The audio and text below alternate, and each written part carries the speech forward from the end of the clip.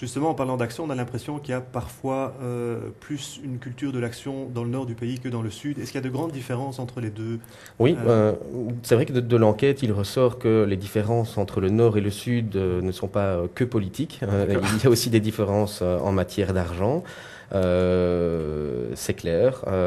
En matière d'investissement, par exemple, Il y a plus de si on peut revenus. caricature les Il faut d'abord choses, dire les choses. Il y a plus de revenus en ça Flandre. c'est une première chose. Il y a plus de revenus, ça se remarque. Et puis Mhm. ils sont un peu plus matures en termes de placement. Le Mhm. livret d'épargne reste l'investissement numéro un en Flandre, mais l'action les intéresse beaucoup plus. L'action, donc les titres des Mhm. sociétés cotées en bourse.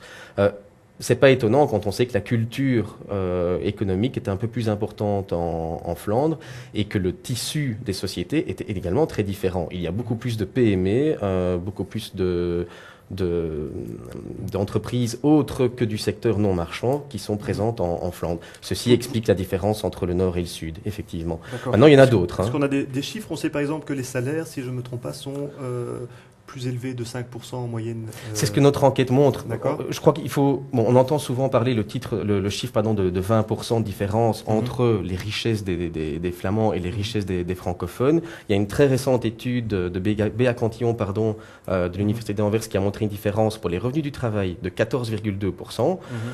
Voilà, maintenant on sait, ça se confirme dans l'enquête, à la grosse louche, on le savait, et ça se remarque notamment dans le comportement face à l'endettement. Il y a beaucoup plus d'emprunteurs dans le sud du pays qu'au nord, sauf pour le crédit hypothécaire.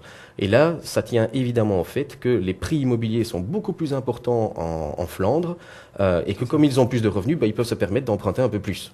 C'est la seule chose. Pour toutes les autres formes de crédit, le sud, les Wallons et les francophones sont un peu plus emprunteurs. Voilà.